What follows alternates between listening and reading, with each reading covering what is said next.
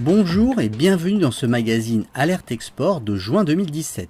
Au sommaire ce mois-ci, quid de la direction des entreprises et de l'économie internationale, la visite d'Emmanuel Macron au Maroc, adieu les surcoûts pour téléphoner en Europe, Afrique21.tv, la prochaine web TV de France Monde 21.tv, et enfin, les événements à ne pas manquer les semaines à venir.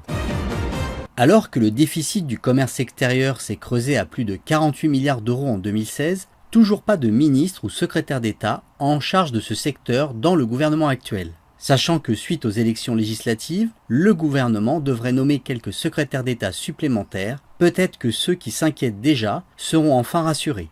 À moins que le ministre de l'Europe et des Affaires étrangères, Jean-Yves Le Drian, ne reste en charge à 100%, comme l'indique le décret de sa nomination de cet aspect de l'économie française. En effet, depuis 2013, la DEEI est un dispositif au sein du ministère des Affaires étrangères qui rassemble les services compétents du ministère sur les questions d'économie internationale, de soutien aux entreprises et d'attraction des investissements étrangers.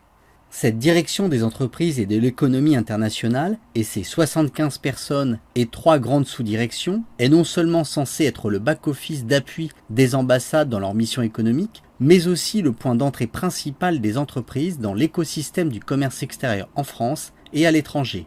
Reste donc à voir si un ministre du commerce extérieur ou encore un secrétaire d'État serait réellement nécessaire.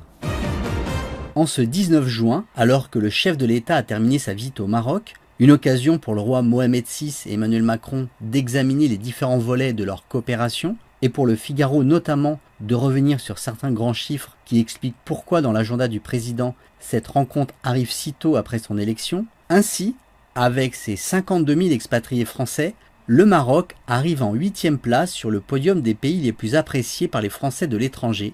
Avec ses 3,3 millions de touristes français en 2016, il est toujours aussi fréquenté, mais aussi et surtout, ce sont les relations commerciales qu'il entretient avec l'Hexagone qui sont remarquables tant dans la durée que dans la solidité. Pour preuve, la France est le second partenaire commercial du Maroc, et ce depuis 2012, avec 4,273 milliards d'euros d'exportation en provenance de la France, et à l'inverse, 4,249 milliards d'importations.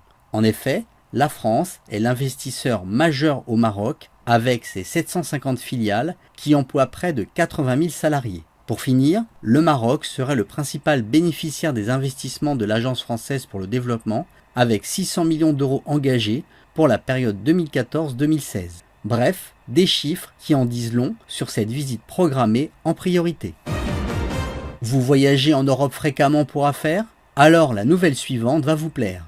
En effet, ça y est, à compter du 15 juin 2017, lors de vos déplacements dans 28 pays de l'Union européenne, vos appels SMS et données mobiles seront facturés au même tarif que lorsque vous êtes chez vous. Maintenant, si vous dépassez votre forfait itinérance, les suppléments seront bloqués à concurrence de 3,2 centimes par minute pour les appels, 1 centime par SMS et 7,7 € par gigaoctet pour les données mobiles. Et pour conclure, autre bonne nouvelle, ce tarif diminuera progressivement jusqu'à 2,50 € à compter du 1er janvier 2022. Le bouquet des 12 Web TV qui composent France Monde 21.tv va s'agrandir et accueillir en octobre prochain une petite nouvelle, Afrique21.tv. Aussi, si vous connaissez ce continent, si vous y avez vécu, si vous y vivez, si vous y exportez, faites-nous partager votre expérience et contactez-nous à info@mondissimo.com. Et bien sûr, avant de nous quitter, les événements à ne pas manquer. Le mercredi 21 juin à Paris, la CCIF Allemagne vous propose de décoder les thèmes juridiques, fiscaux et sociaux, et plus particulièrement d'étudier le coût d'un transfert en Allemagne.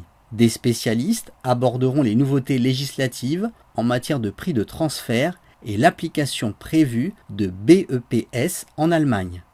Contact Tania Lassen, t.lassen@ccfa.de. Vous avez le souhait d'optimiser votre développement commercial sur le marché espagnol à moindre coût? Alors ne manquez pas le 23 novembre 2017 à Barcelone de rencontrer les agents commerciaux sélectionnés à l'occasion de la 8e édition du forum organisé par la CCIF Barcelone. Vous découvrirez ainsi les clés pour les gérer et les faire évoluer. Contact Véronique Oberlé, responsable appui aux entreprises, oberlé@camarafrancesa.es. Merci de nous avoir suivis et rendez-vous le mois prochain.